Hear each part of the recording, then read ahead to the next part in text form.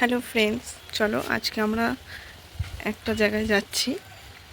তো চলো দেখি, সবটাই তোমাদের সাথে শেয়ার করব। চলো।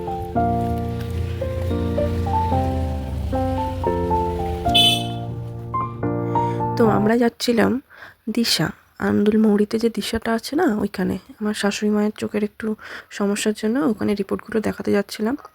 এটা আমাদের পাড়ারই রাস্তা। ওখানে ভয়েস ওভার কিছু দিতে পারিনি, ভয়েস ওভার দিতে হচ্ছে কারণ ওখানে মাইক চলছিল, তো কপিরাইট আসার জন্য।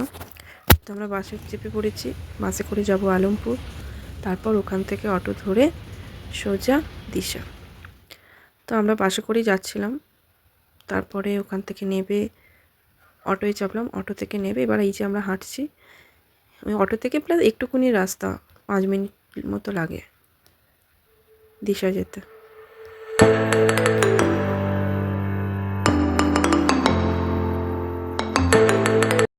তো দেখো চলেই এসেছি দিশা আই হসপিটালে।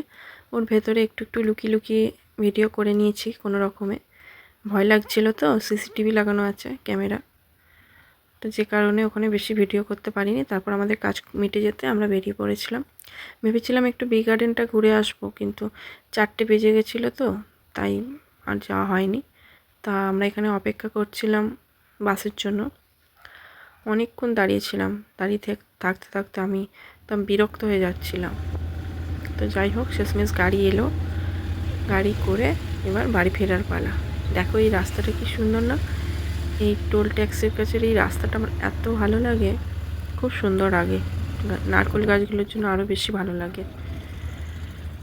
যাই হোক, আমরা গাড়িতে ছিলাম, প্রায় বাড়ির কাছাকাছি এসে গেছিলাম। আস্তে আস্তে একটু রাত্রিরই হয়ে গেছিলো।